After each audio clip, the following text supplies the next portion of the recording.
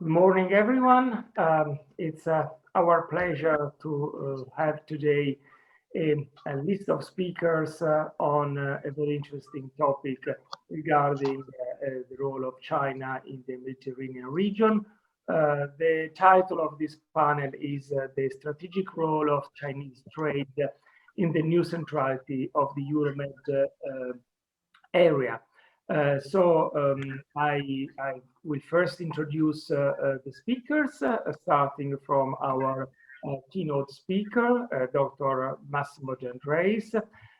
Dr. Deandreis is a general manager of SRM, an economic research center based in Naples and part of Intesa Sanpaolo banking group, and the center is specialized on Mediterranean economies and also shipping.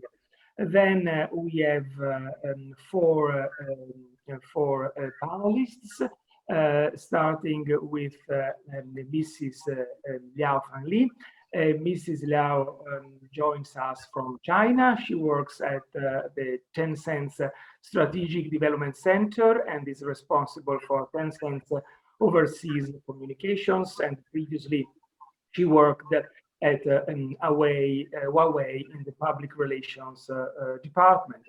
And then we have Mr. Davide Cucino. Mr. Cucino is President Emeritus of the European Union Chamber of Commerce in China, representing the chamber to the EU institutions in Brussels.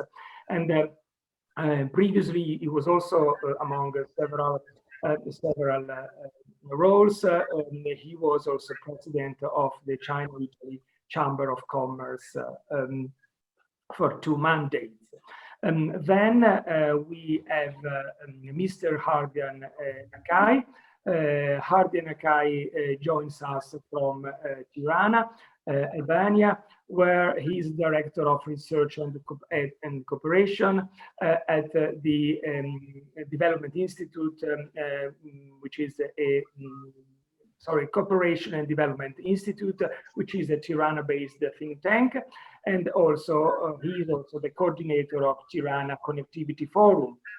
He has authored many research works on the Western Balkans regional cooperation, and previously he had several management positions at the College of Europe, United Nations, and the European Commission. And last but not least, we have Mr. Simone Padoan from the Venice region. He is an Italian advisor for internationalization policies of small and medium enterprises.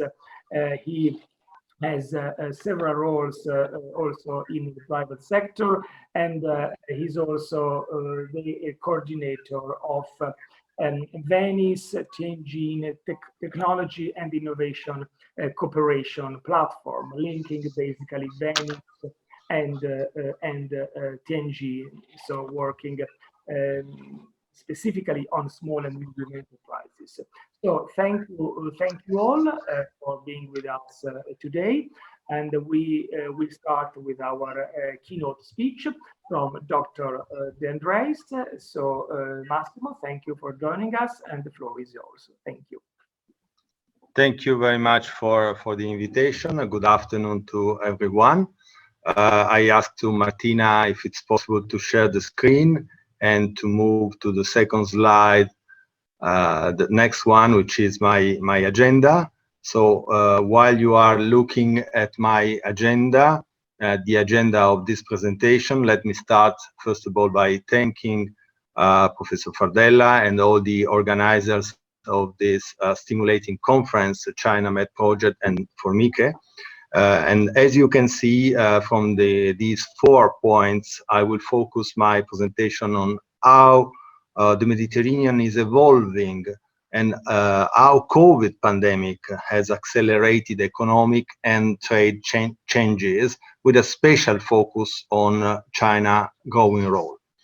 So the first figure in next slide,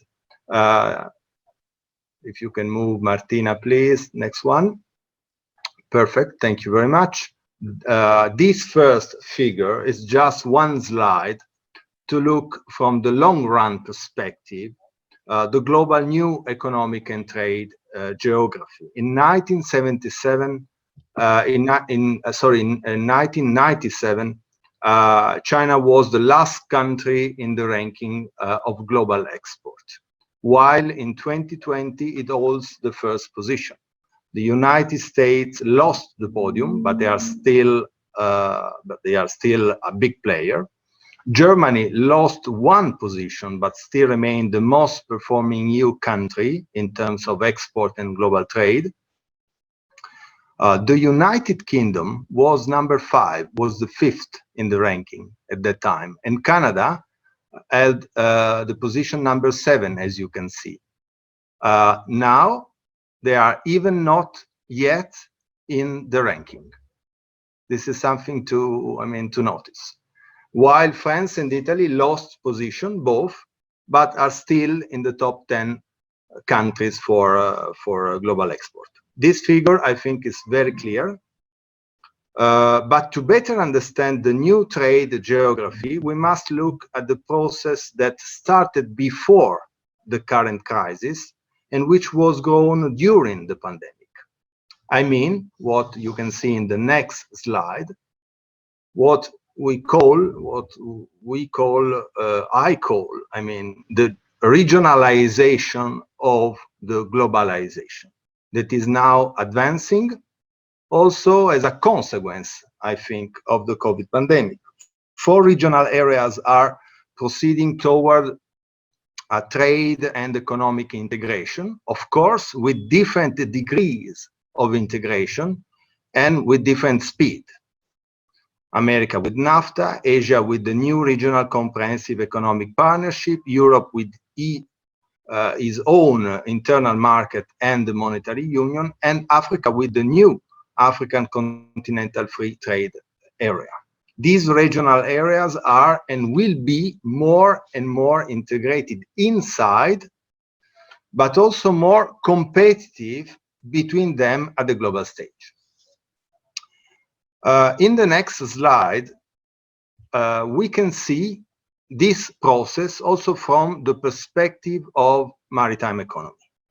Checking this graph, we can see that even if all routes have increased in terms of traffic due to the strong expansion of the world trade in this last 10 years, if we look at the percentages, regional routes, I mean routes inside the macro regions, like, for example, Asia region, have grown constantly. It's the blue bar.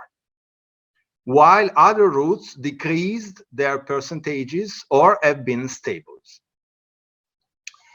But why the Mediterranean is so strategic? We can have an answer, I think, in the next slide. The Mediterranean is strategic because these numbers, I think, are very clear. Let's see together some key figures to highlight the centrality of the Mediterranean, which might be considered in a certain way simply a small lake, if we compare it with oceans. 20% of the global shipping traffic and 27% of container shipping traffic, which means manufacturing trade, is annually passing through the Mediterranean. There are 18 ports with an annual throughput of more than 1 million TEUs, plus 500% of growth of containers traffic since 1995, and more than 1 billion tons of goods are passing annually through the Suez Canal. If these data are clear, it is also clear, I think, why the Suez Canal is so important. It's a key point. In the next slide, we see the position of the Suez Canal. The role of the Suez Canal is pivotal because it is at the core, at the same time, the border of 3 regional trade areas, Europe, Africa, and Asia. And it has a direct influence on the 4th regional area, which is the NAFTA, the American area. And even during the pandemic, Suez show a remarkable resilience. 2020 was not a negative year for the canal, and even the first semester, I mean, during the peak of the pandemic, the first semester 2020 in comparison with the first semester 2019 was more or less equivalent, as you can see is the yellow bar in the graph. In the next slide, we can see some more data on the Suez Canal that has a so strategic position, and the reason I mean, this is also the strong position, the key position the Suez Canal has is also the reason to explain its resilience. In 2020, the incredible number of 18,829 ships passed through the canal with only a low decrease in terms of tonnages, as you can see, -3%. In a year when everyone, I mean, the world was globally in crisis. But if we take a closer look, we notice that regional traffic increased while mega ships to and from Asia decreased -12.4%. So in a certain way, we can say regional traffic has offset the loss of global traffic in 2020. In the next two slides, I will show you maps comparing 2012 and 2020, which show the density of container ships passing through the Mediterranean. We prepare these maps using geolocalization of all container ships sailing the Mediterranean year by year from 2012 to 2020. So these are updated to 2020. Red and dark red lines indicate the most intense traffic routes, where greens and yellow lines show minimal or medium intensity passages. If Martina, you can move, please. Okay, 2020, this is 2020. Perhaps you move back to 2012 and again to 2020, so everyone can see the comparison. And what we can see is that the North Mediterranean and the Adriatic Sea had an improvement of traffic in this period of time. But more important is to see that the barycentrical point, which is the average middle point for all single ship routes passing in the Mediterranean that we calculated, has moved from close to Gibraltar in 2012 to the middle of the Mediterranean in 2020. A clear indication that today there is a higher number of vessels sailing the Mediterranean on regional routes rather than ship on intercontinental services. But let me touch another important point, Suez alternatives. You can see in the next slide. When a point is strategic and so beneficial for a region as the Mediterranean, but not only for the region, I mean also for ports and shipping, it is important, even essential, to look also at the evolution of possible alternatives. We route. We also look at and trends on Europe-China rail connection.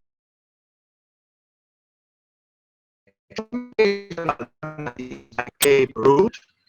I have now to elaborate on this, but you can see in the slide some comparison in terms of travel times.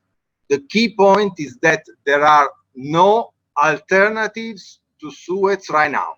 The Arctic route has some potentialities, but a lot of constraints, and it is and still remain a seasonal route. So there are seasonal limitations.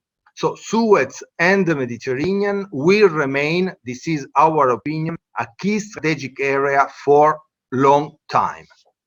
Next slide, please. This slide shows a sort of geoeconomic and geopolitical map at the same time. What I want to underline is that the Mediterranean is in the middle of an area with Europe in the north and many countries in the south. If we add up the GDP of these two areas, we have approximately 70 trillions of GDP, one of the largest GDP area in the world without considering United Kingdom.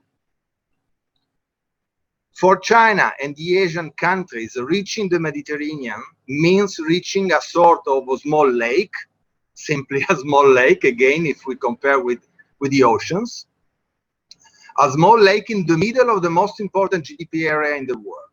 In addition, there is an option, which is also to pass through Gibraltar and to reach North European markets or to cross the Atlantic toward the United States. So the squares I put in the map indicate all Chinese investment in maritime sector, maritime economy, I mean ports, logistics, terminal, and so on, from the Emirates to Hamburg.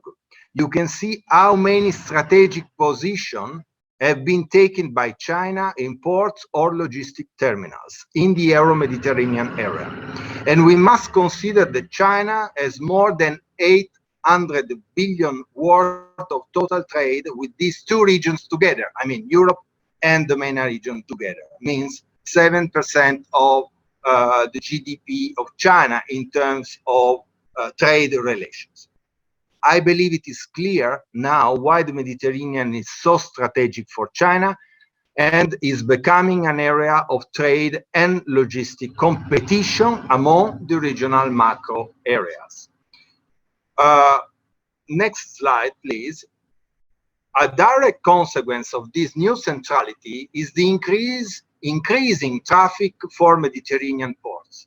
You can see from this graph, plus 108% from 2005 to 2020 in terms of million of TEUs, I mean containers, which is an indicator of manufacturing trade.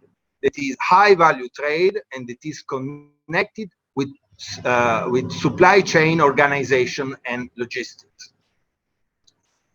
And Mediterranean ports also increase their efficiency and connectivity, as we can see in the next slide. In the next one, perfect. It is important to look at the dynamics of ports in the last 15 years in order to understand the long-term evolution. If we look at the liner shipping connectivity index of UNTAD that shows connectivity and efficiency of ports, we clearly see that while North European ports, that is the blue line, still remain more competitive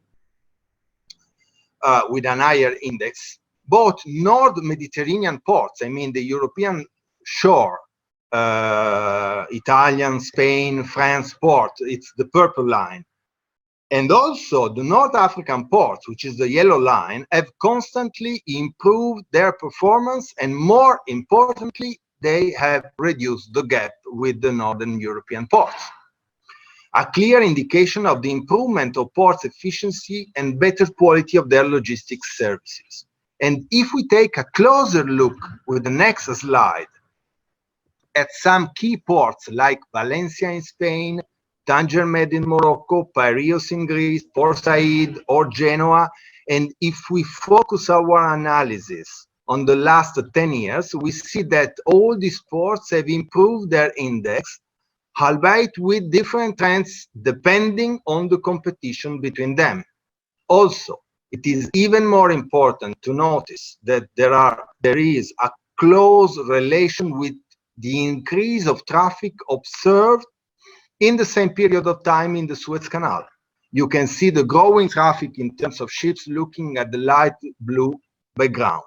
And we can clearly see the trends of port index are similar to the trends of traffic through the canal. So the growing role of China in the Mediterranean over the last 10 years is a key reason for these results. And it has been at the core of Suez and port growing performances. I mean, not only for Piraeus, that everyone knows is now a Chinese port. In the next slide, I think we have an interesting picture.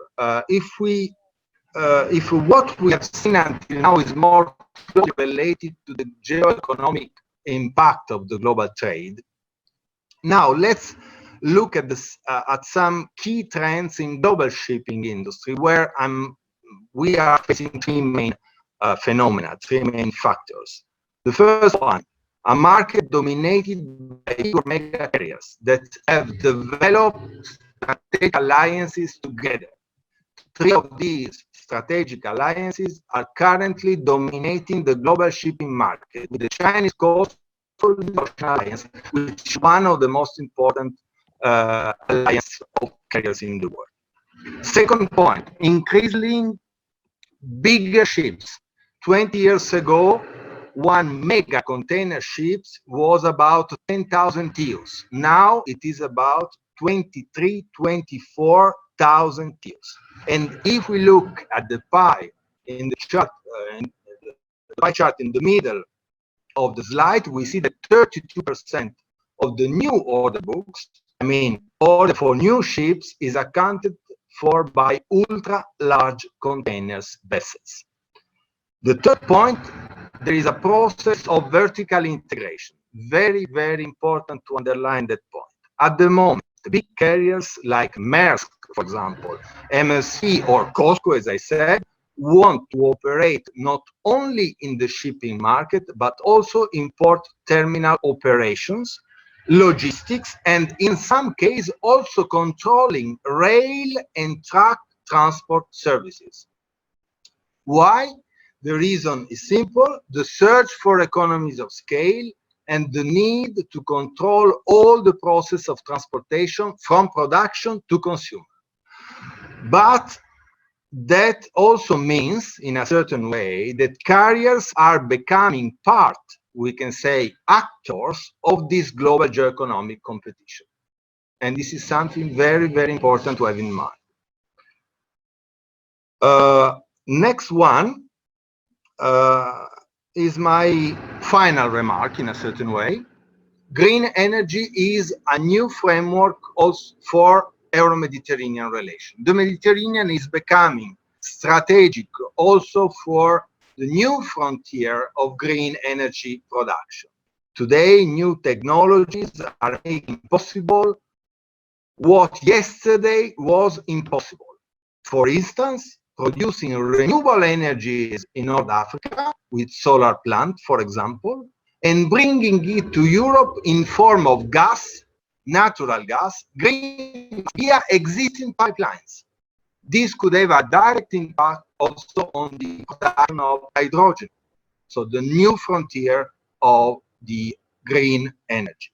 I don't have the time now to elaborate on this point, but I want to underline that green energy production can become the new frontier for Euro-Mediterranean cooperation, but also an area of new competition with other powers entering or still being operating in the region. In addition, we have to consider that port terminals and maritime logistics are strategic for energy sector. When we talk about energy sector, we talk in a certain way about ports and logistics. Let's think, for instance, to oil terminals that are usually close to ports. Let's think to pipelines that normally arrive close to ports. As a consequence, port and logistics will also be crucial for energy transition and new green energy technologies. To conclude my slide, the last one. Oh dear, I don't see.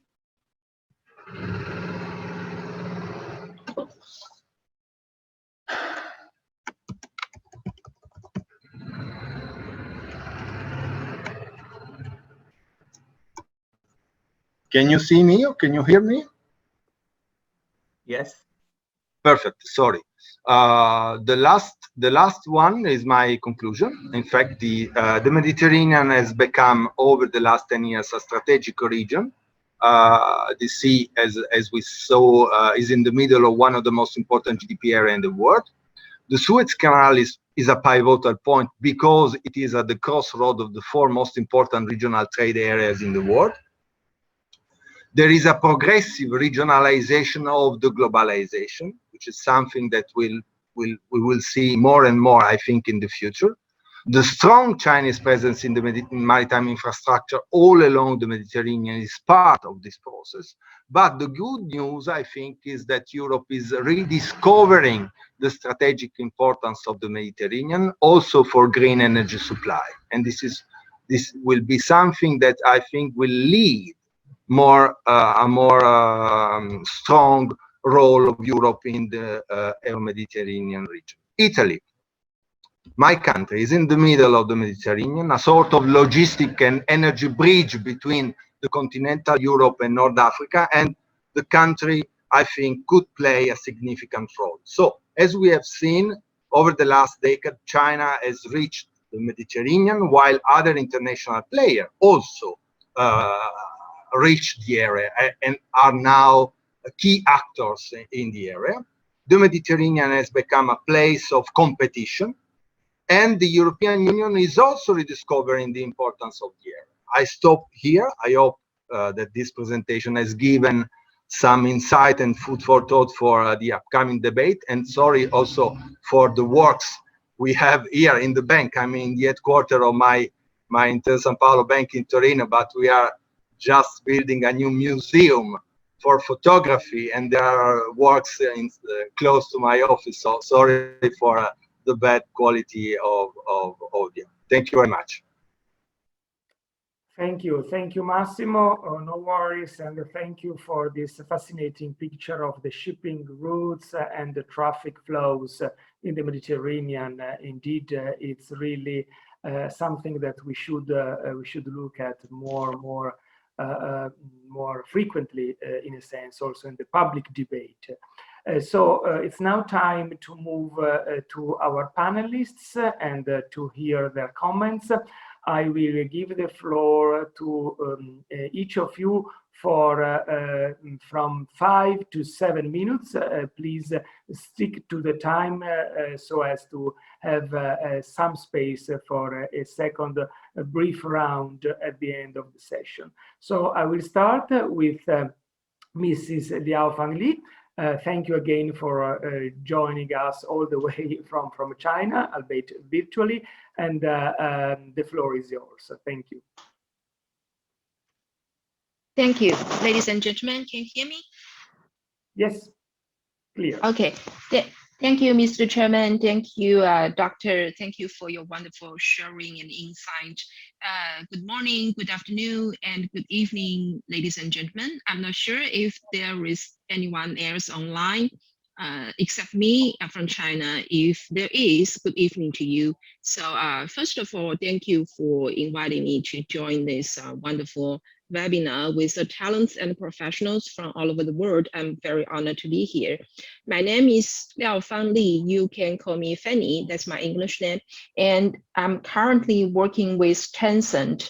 Tencent is a tech and international internet giant company in China, with its headquarters in Shenzhen. And before I joined Tencent, I've been working with Huawei for more than 10 years. And in the past decade, I was based in China, in Canada, Japan, but sadly, I don't have the chance to work in Europe. I've been traveling to Europe for many times, and I've been to Germany, Italy, Spain, France, so many countries. And the basics, the beautiful things, the historical signs and cultural people impress me a lot. So I hope I have the chance to revisit these countries in the very near future. And today, as just Dr. mentioned, Mediterranean region and China obviously has huge mutual interests, and they both play a very important role in each other's trade and economy. But sorry, I'm not an expert on trade or shipping, so I'm from internet and tech business. So I like to share some thoughts or stories from the angle of tech and internet industry to see what else we can learn from each other or how we can cooperate with each other on the tech side.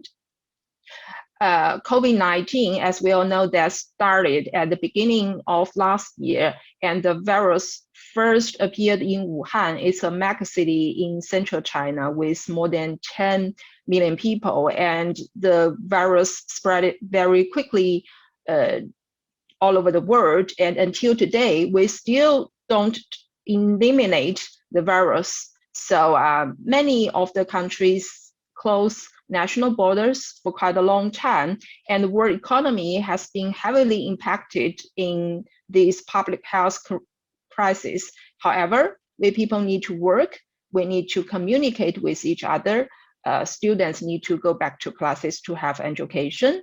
And although millions of people are in quarantine every single day, but people still have those basic needs, as I just mentioned. How can people have a normal work and life back?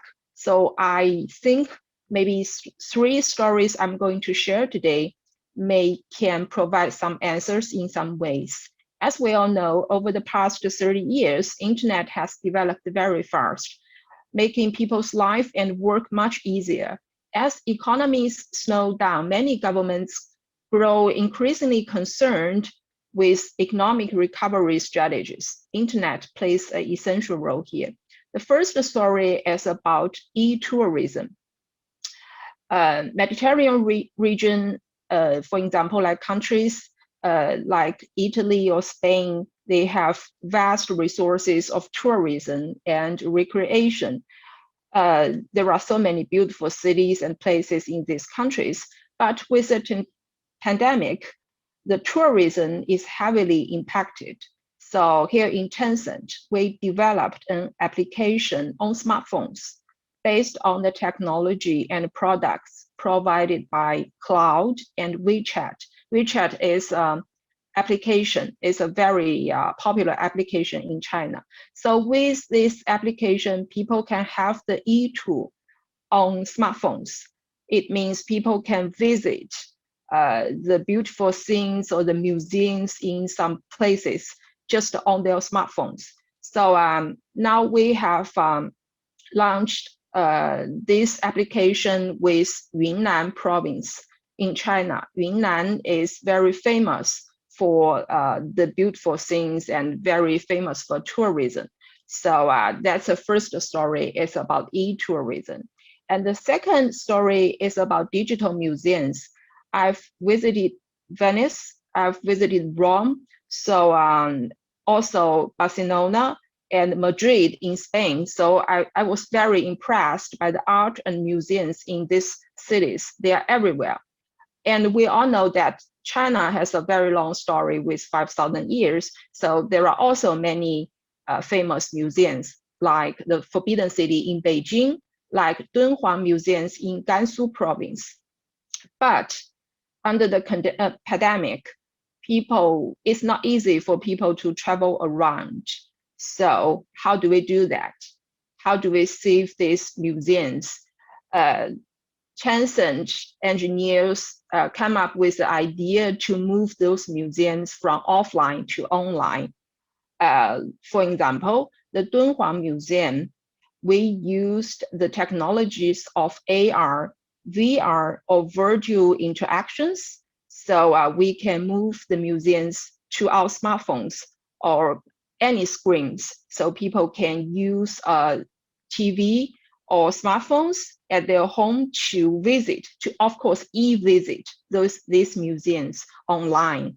And until today, there are millions of people visit the Dunhuang Museum online in China.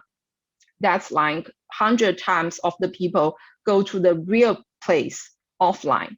So the third story is about cross-border e-commerce. E-commerce is very popular, as we all know that. And cross-border e-commerce is developing really, really fast in China. I have a figure from a consulting firm. that it says that the amount of the business transactions of the cross-border e-commerce in the year of 2016, the number is 410 billion US dollars globally. But in this year, in the year 2021, the number will be 1.25 trillion US dollars. So it's a very booming business. And China and Mediterranean countries should think about how to be involved in this booming business, because Italy and other Mediterranean countries, you have the unique advantage. I mean, the geographic unique advantage here. So it's a natural crossroad for centuries for countries in this region. And in this region, you can connect 3 continents, Europe, Asia, and Africa. So the industries of shipping and trade has a very long history and a very great foundation in these countries and regions. So I think cross-border e-commerce can be a huge opportunity, or we can say it's a huge blue sea for those companies or business organizations in these regions, especially for the startups and some SMEs. So that's the 3 stories I want to share today.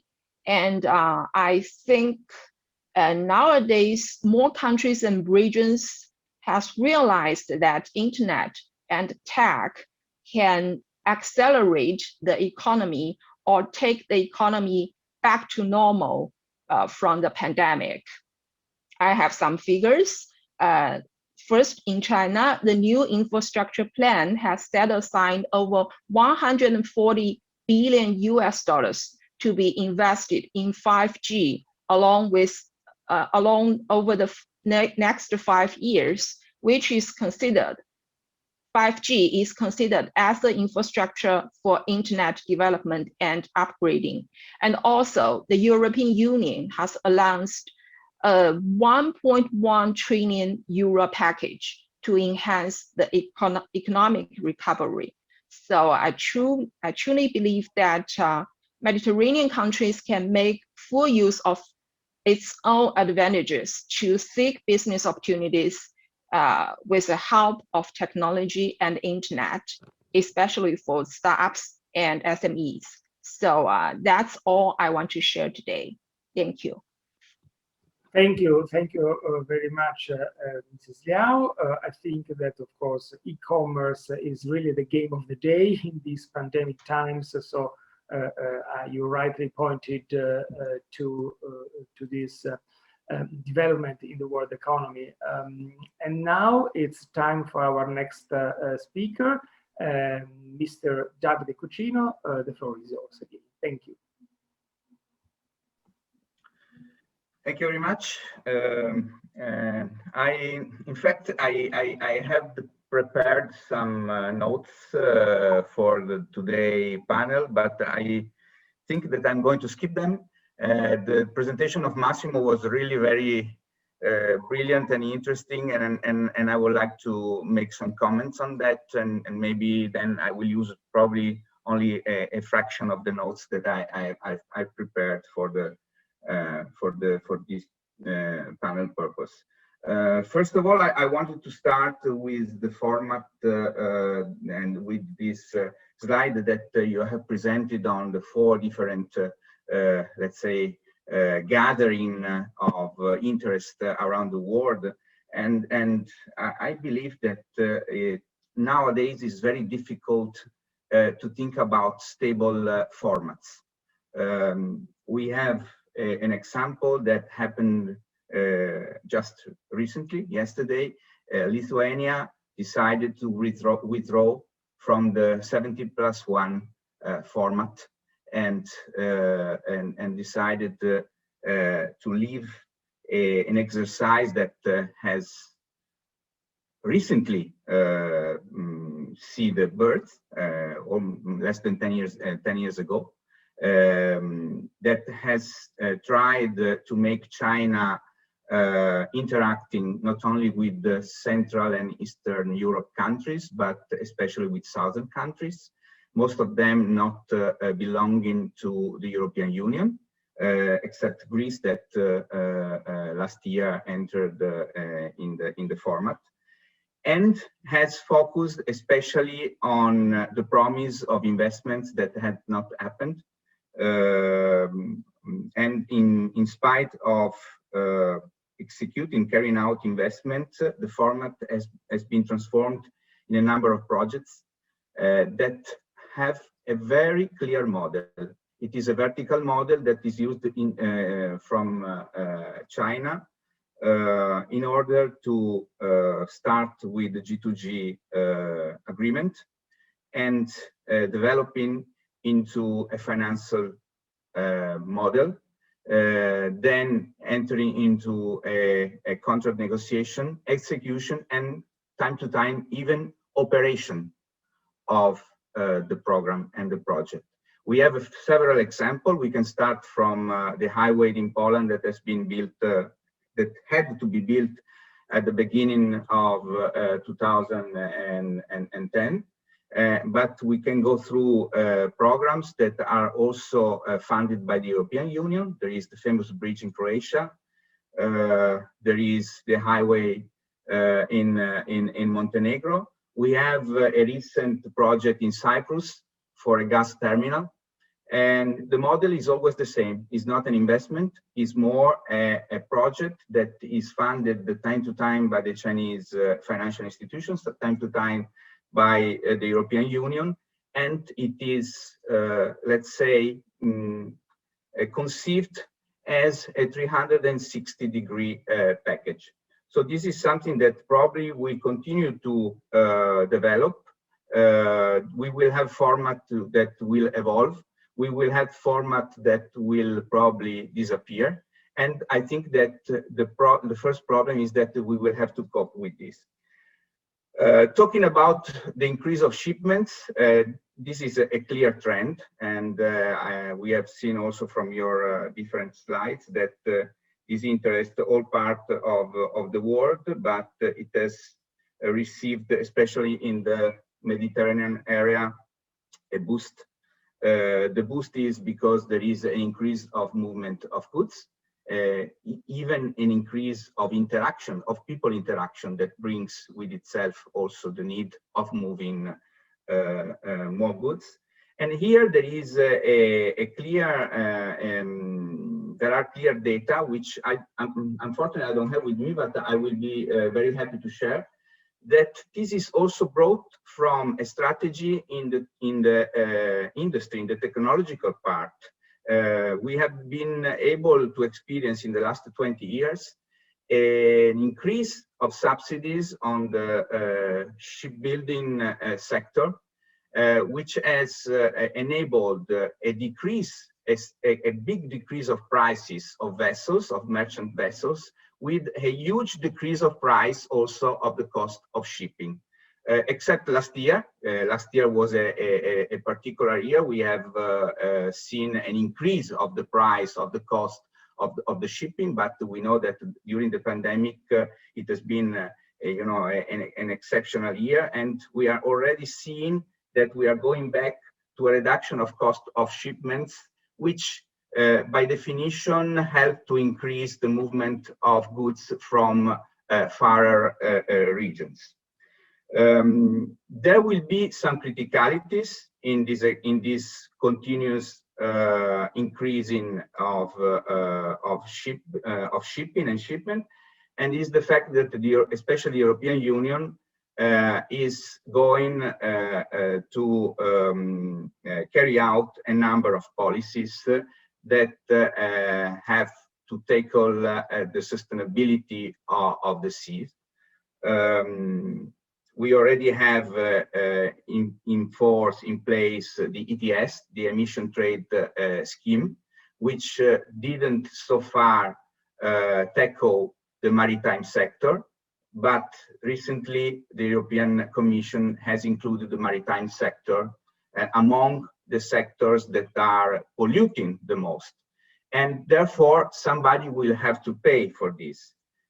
Will be the owners of the owners of the ship, yes, partially, but this will have a vertical impact on the cost of the goods and on the cost of the shipments. So we need to see what it will happen in the next months, in the next years, as far as the cost of shipment is concerned, and by consequence also the cost of goods and the movement of goods for far region.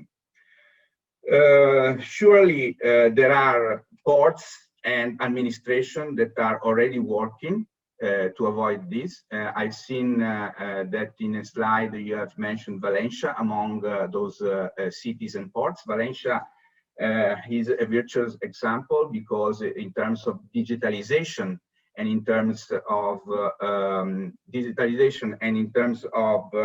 sustainability, green sustainability is a very important example. And therefore, I think that many ports will go into that direction. And the last thing, because I have seen that I have to conclude, is that we don't have to underestimate some of the problems that the Belt and Road Initiative is bringing. So far, very few countries and companies are benefiting really from those investments, especially with the fact that most of the execution of the projects are done by Chinese companies, leaving the recipient countries and companies around Europe with very few in their hands.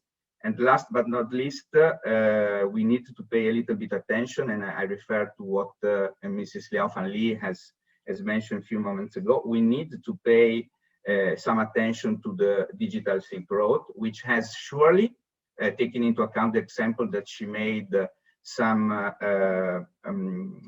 beneficial impacts and effects, but we need also to be aware that 5G, Internet of Things, clouds, artificial intelligence are domains in which so far we don't feel at ease when we deal with the Chinese companies and with Chinese projects. Thank you. Thank you very much. I think I'm sorry if I have to strict adhere to the times, but then we have a time for some time for a second round of brief comments. So thank you again, and now moving to Mr. Ardian Hackaj. So it's over to you, Ardian. Thank you very much.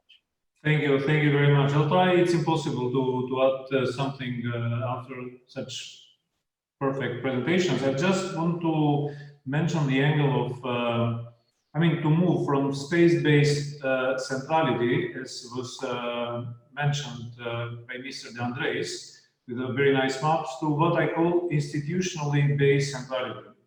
And here I also want to add the concept of cooperation to the concept of transit and competition that were mentioned before. Because at the end of the day, beyond trade, China is investing also in construction of ports, in port management, terminals, and also in logistic management. So these are all actions or activities that demand a higher and long-term interaction of Chinese actors around the Balkans, not only crossing it, but being established there. And as a result, they also present frequent and ample occasions for, let's say, frictions and conflicts with the host countries and host citizens. So our hypothesis, Cooperation Development Institute, for which I work, is that in Western Balkans, China and the EU can cooperate or are obliged to cooperate because they deal with the same corporate, with the same local governance challenges when they work in infrastructure, in this case, maritime infrastructure. Why Western Balkans? Because, and why not, for example, in Egypt or in Northern Africa?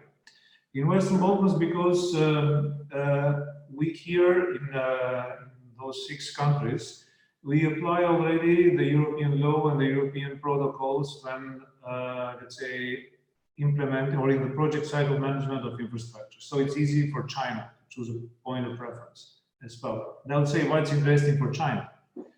Why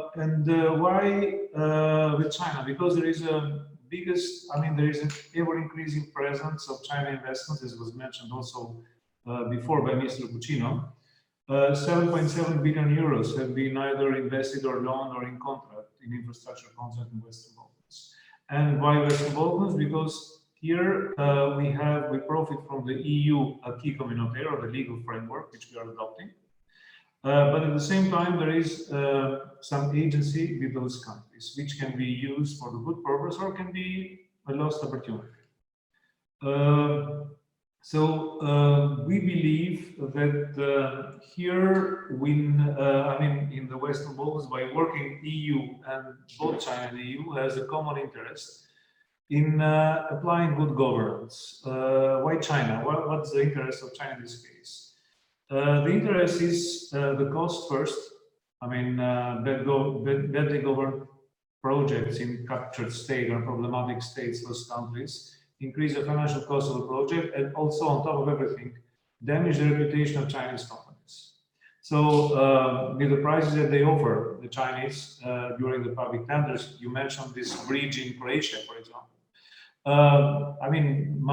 Our understanding is that they have all the interest to play fair, to play by the rules, because they have all the lowest prices.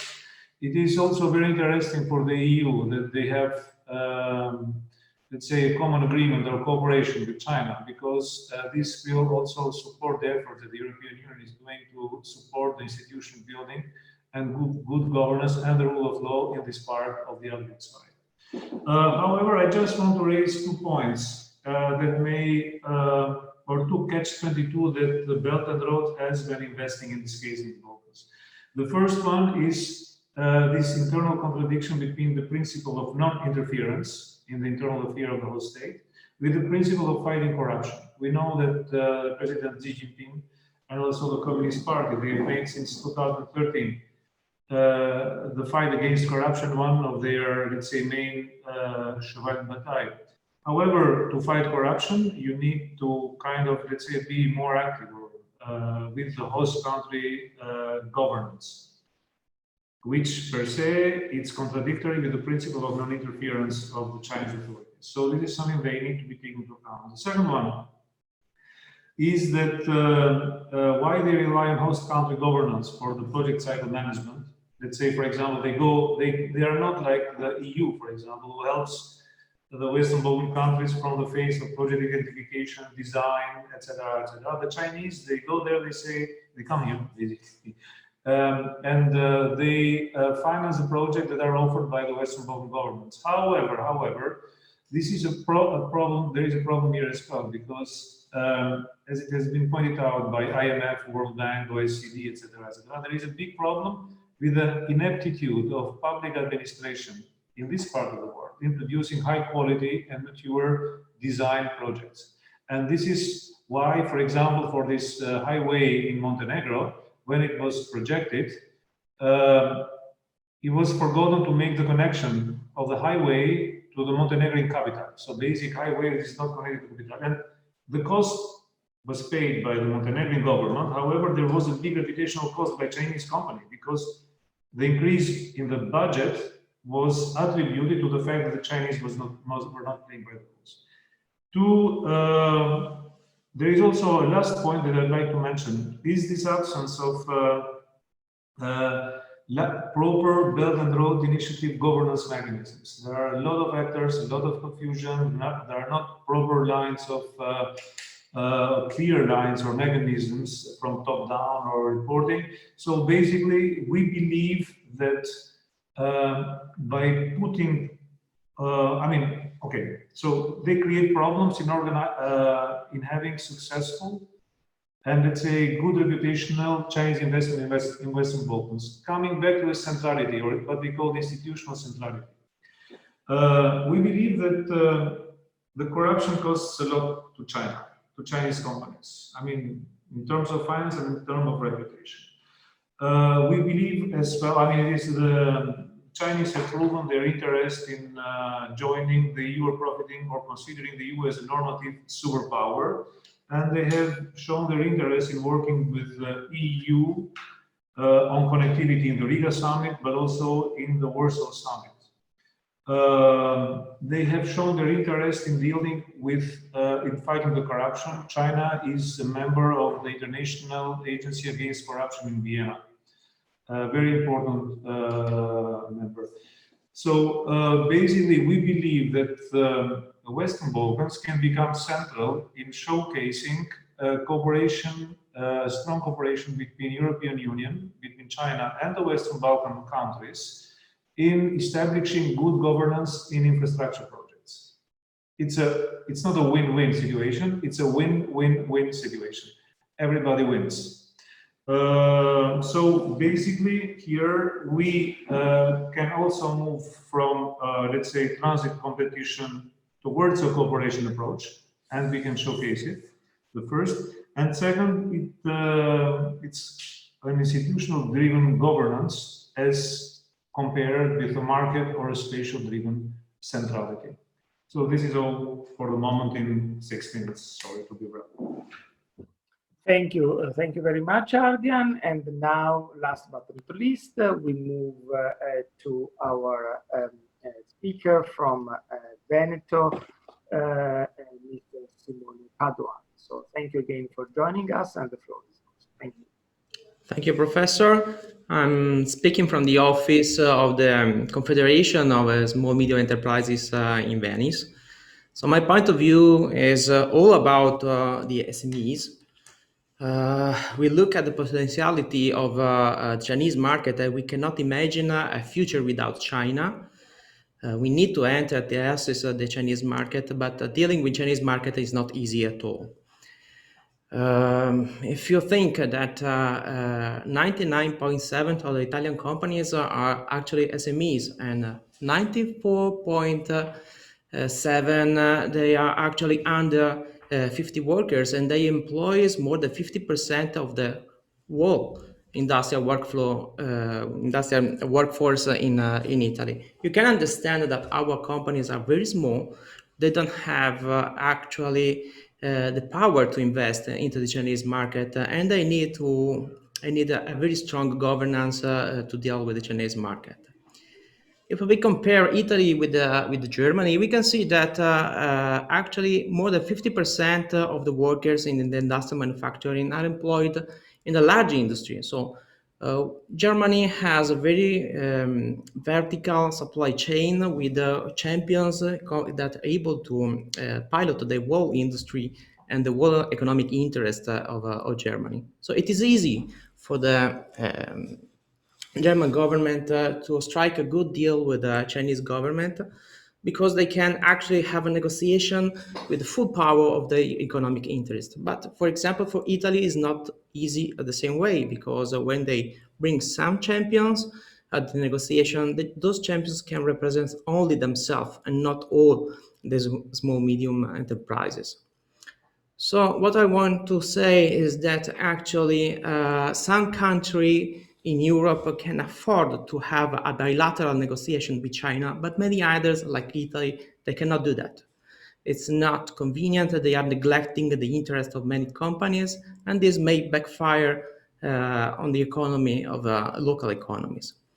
So the point is that we need to push for multilateralism, and if we look at the Mediterranean Sea as an economic community, we can see that some countries can be like Germany, but many other countries are much more like Italy, or more fragile than Italy. So the point is that having a bilateral agreement is a display of weakness, is not doing the interest of the most inside the Mediterranean Sea. And we need to push on multilateral agreements. We need a governance that is able to deliver agreements, multilateral agreements between Europe, Mediterranean Sea, and China. So what happened in EU Parliament with freezing the EU-China comprehensive agreement of investment is actually very severe, because it leaves the small medium enterprises without protection. It's slowing their expansion in the Chinese market. it is a lack of regulation, and it pushes single countries to have bilateral agreements and not to have a common agreement in a common framework. So the point is that we need to work about this situation. We need to move a multilateral situation. Otherwise, our companies are not going to exploit the situation and develop the market. Is more or less what I want to say. I have also other figures related to the political situation we have and the trade war we have between US and China that is affecting our companies, mainly because of the situation of the Xinjiang canton. Because our companies in Italy, not only in Italy, but also in Europe, are specialized in the production of high quality fabrics. And to do that, they actually need long staple cotton. And the point is that there are only 3 producers in the world of long staple cotton. One is Xinjiang, one is the US with Supima, and the 3rd one is Egypt. But the Egyptian cotton, after the crisis in 2010, is almost out of the market. We know 90% of the Egyptian cotton actually is a fake or a blend. So currently we have only 2 producers in the world of high quality cotton, and Xinjiang is cotton is what we have currently in our stock, because the facilities, the woven facilities to produce the yarns, they're all located in Eastern Asia. So we have to buy cotton in Asia. And we are currently just near Venice. We have the situation where we have around 7,000 small medium enterprises working in the industry with around 70,000 workers. They are risking their job because of order cancellation or the impossibility to buy cotton and do the fabrics. So this situation is currently affecting our economy, and we need to understand how to deal with this situation in a more proper way than the situation we are currently. Thank you, Professor. So thank you very much. Thank you for respecting the time very, very strictly. So I think that all of you were pointing to something interesting regarding the relationship between the global and the regional, I would say, starting from Massimo.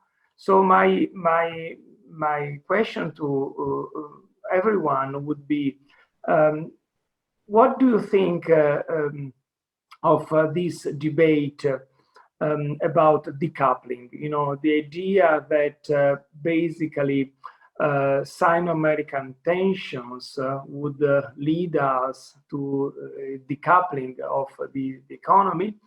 But on the other hand, as we know, these decoupling cannot happen 100% simply because there is no alternative to China in terms of, you know, size of the market, in terms of global value chains, in terms of logistics, and also transport routes. So what is your take, considering your point of view about this issue of decoupling? How is the possibility of decoupling feasible in your own perspective, considering the stuff you're analyzing, and if some decoupling happens, what would be the consequence for, let's say, you know, shipping route in the Mediterranean, for Western Balkan connectivity, for e-commerce? Are we going to see some decoupling, like the digital decoupling in this sense, or is this not possible in any case?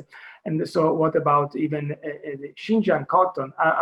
Are small and medium enterprises looking at different sources? Are they working on possible new sources, alternative sources for cotton and in general? So I would ask you, what is your take on this debate? And of course, Massimo will have also the opportunity to comment on the other speeches that we heard. So I will go in the same line. Please be brief. I would say in a couple of minutes. I know it's very hard, but if you can just point at some brief comments in a couple of minutes. So I will start with Massimo. Thank you. Thank you very much. First point, well, I agree there is no alternative to China, as you have said, but I think that we will see some changes. And I also think that the 2020, the pandemic year, is a crucial moment for the change in the relation between China and Europe, and also United States, perhaps. I fully agree that e-commerce and e-tourism can be an area of cooperation between the European Union and China, especially in the Euro-Mediterranean area, as we have seen. Also because it's more easy to develop cooperation in this area more, I mean, than on traditional trade areas. So that could be an area of cooperation. I agree also that there are no more stable format. When I was talking about the regionalization of the globalization, I was not thinking of a new format to substitute the previous one. I mean, I don't think that the globalization is over. I think that for a certain period of time, we will probably see more competition among regional areas than cooperation.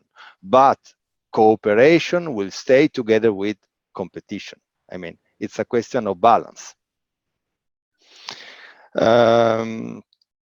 My third point, I agree also that we should emphasize in cooperation option.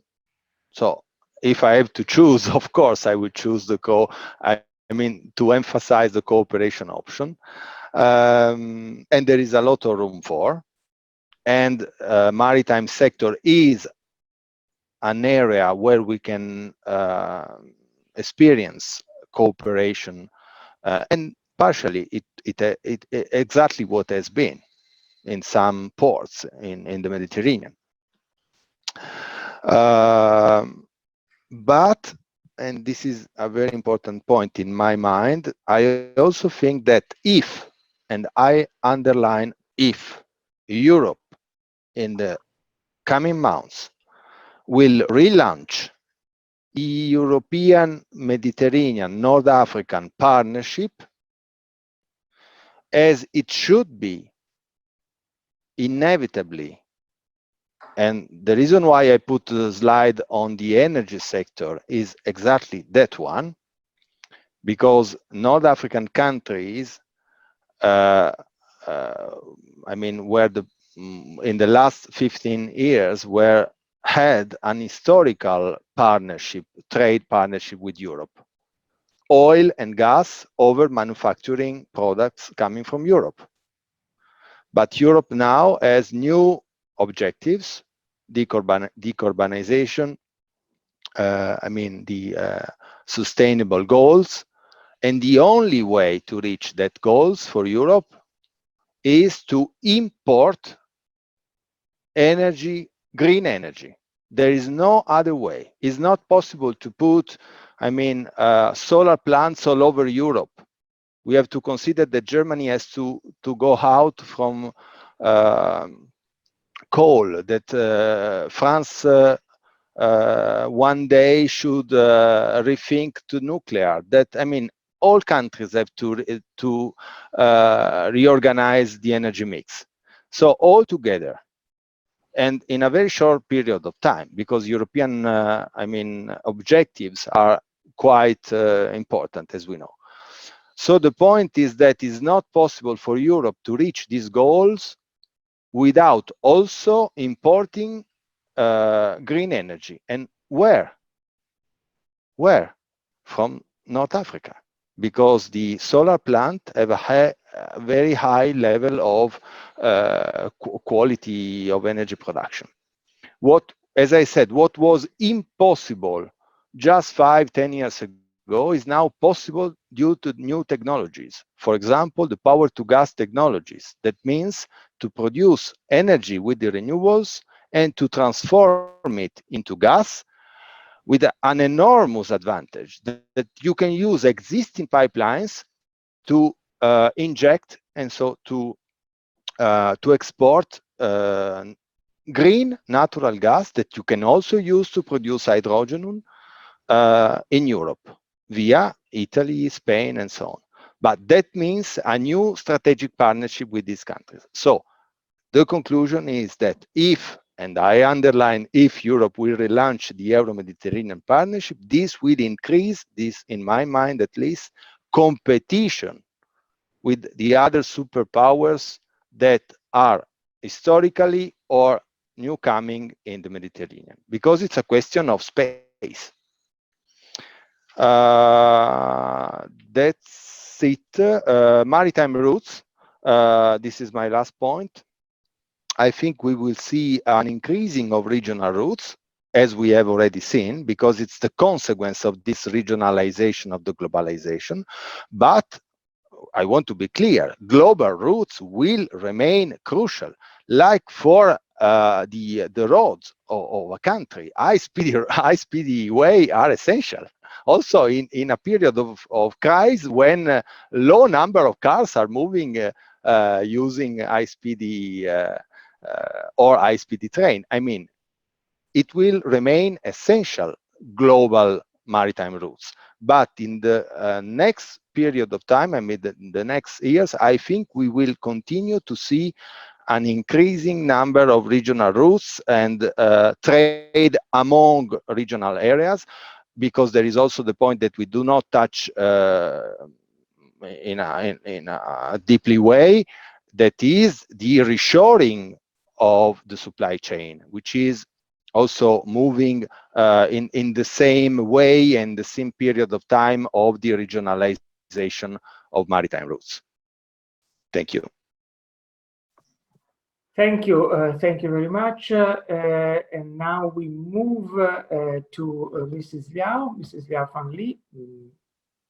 Yes, here we go. Thank you. Okay, thank you, Professor. Actually, decoupling is one of the most popular words I've been heard about in the past 2 or 3 years. Actually, I don't want to talk too much about decoupling because I've been talking about too many times. So very brief sharings from me. First of all, I think we don't put everything on the political or ideological agenda.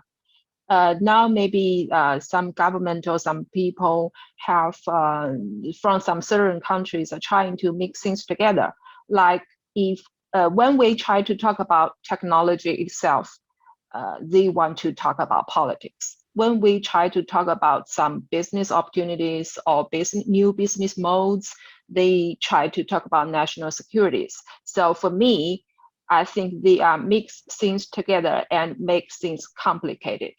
And all of us should do business by following the international common rules, regulations, and laws. If anyone from the government side, any politicians or any general public, they have concerns or doubts about any technological issues, then what we should do, we should sit down and have a very open, fair discussion on the standard, on the technology itself, on the policy making, or even on the boundaries of these technologies. Decoupling hurts everyone involved, I believe. So no matter it's Europe, it's China, Japan, or United States, everybody hurts. That's all I want to say. Thank you. Thank you, and now to Davide Cucino. Yes, I agree with Liao Fangli that the coupling hurts, and I agree that it is not only an issue that is relevant to us today, but it's relevant to everybody. And also in China, there are issues with the coupling when we talk about the need of having products coming from other places. We just conducted a survey at the European Chamber. I can anticipate a couple of figures, even if the study is still under embargo. One company out of three, one European company in China out of three has problem with the decoupling because it depends directly from products coming from abroad. And 1 out of 5 only is not affected. So those are scary numbers, I think. And this is probably a little bit increased by, as somebody has said, by the pandemic, by the fact that each country or each bloc is going toward the policies of strategic autonomy, of looking for technological sovereignty. And this is not helping companies that are, I don't want to say the localizing, I prefer to say localizing its production in various parts of the world. One thing that I also wanted to highlight is that on the energy, I have a slight difference of opinion with Massimo. I think that we need to increase the investments in renewable technologies in Europe, because the cost of production and transportation of the energy is still too high. And there are potentials in the offshore renewable, the wind offshore, tide, wave. We can localize the wind in the northern part of Europe where you don't have sun, and you can rely on photovoltaic in the southern part of Europe. I agree that it could be easy to have that energy produced in some parts of Africa or Middle East, but that is not a stable area yet, and we have to cope also with this problem. Thank you. Thank you, and now to Ardian from Tirana. 2 points. First of all, regarding the reshoring, we'll talk about reshoring instead of decoupling. I'd like to bring it to the attention the issue of the vaccines. We need to reshore, we need to bring back to Europe some offshoring that has been pushed too far by, let's say, by international financial actors. And when I talk about the vaccines, it's not only the vaccines, it's also the vaccine components. I mean, even the vials, the bottles, etc., they are produced far away from Europe. So for strategic sectors, for vital sectors for the population, we need to consider to bring their production closer. This is the first thing. However, regarding the decoupling, I fully agree with the idea that constant that it hurts.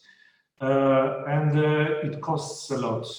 And there are even cases where it is not possible. And here, where I believe it will not be possible, it will be in technologies where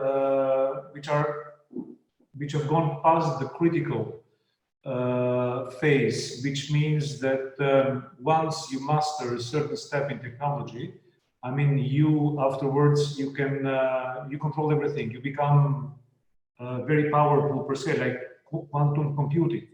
Once you master quantum computing, you don't need to share it with anybody. So I think here, by technology, it's not possible to do decoupling. If we want to do decoupling, and here I will end, given that it's a market-based, it has been a market-based tendency, we need to apply an institutionally based logic. Like America tried, but it seemed it did not too much success. Trump's America to decouple from China. But I agree, it's costly. It's too much costly. Thank you, and now to Simone.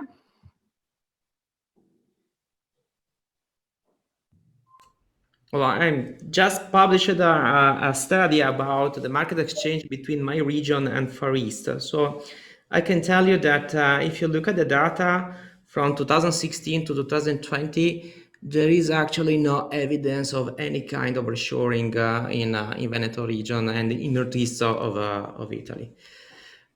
So the coupling is one of those externalities that we have to deal with, but it is not actually in the agenda of our companies here in this area.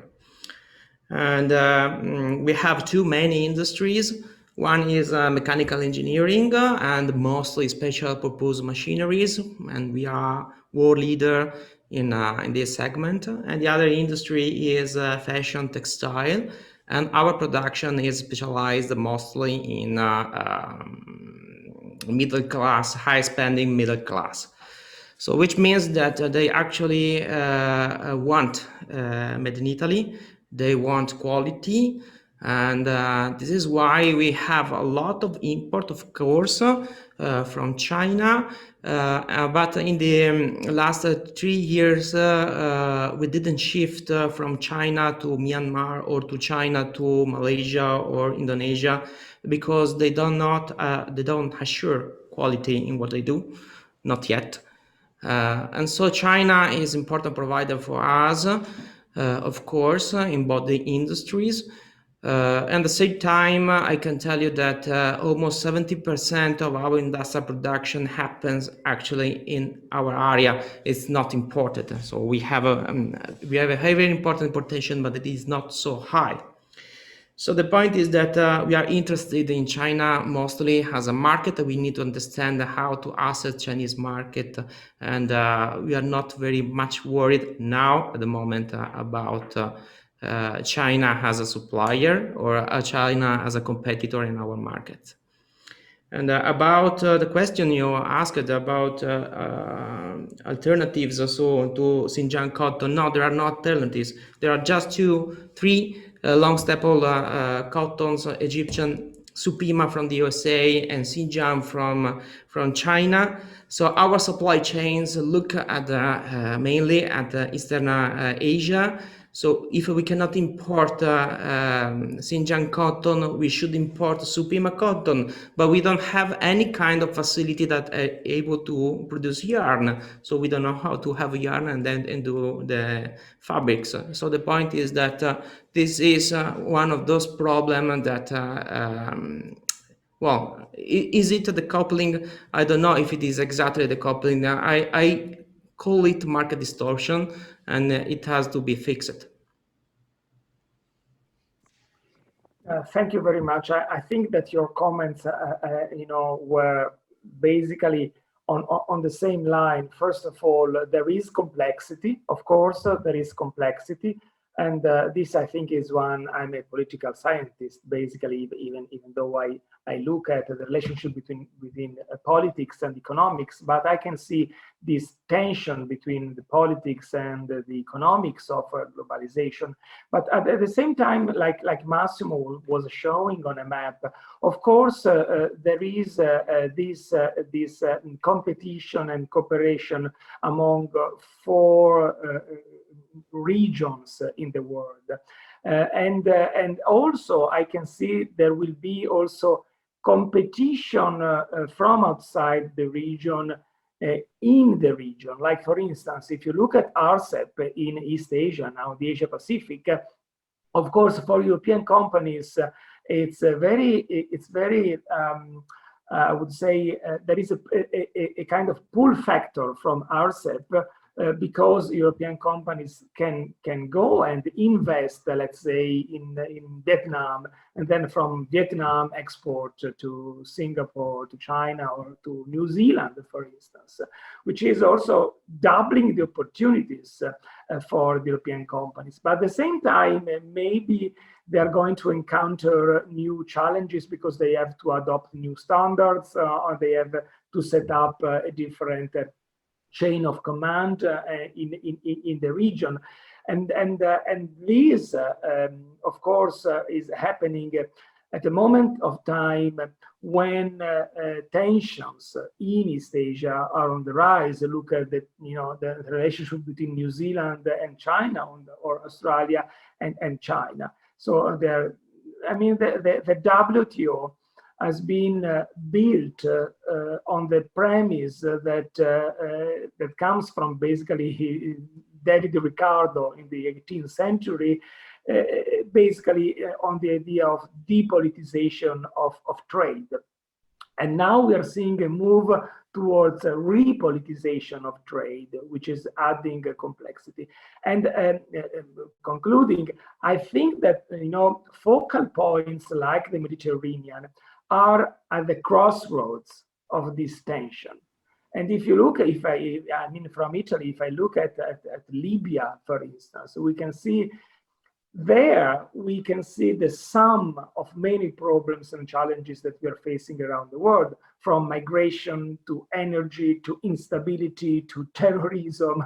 So whenever I look at, for instance, the Italian foreign policy, I would say it's very easy to blame our politicians because sometimes their foreign policy is very difficult. But for countries like Italy, in the last, I would say, couple of decades or more, basically, it's always about emergency issues. So you have to deal first with one country, and then there is another emergency, there is another issue coming out.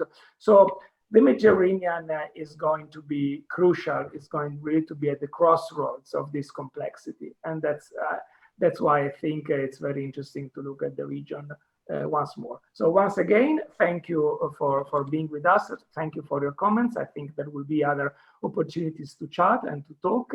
And thank you very much again also to our audience. Thank you.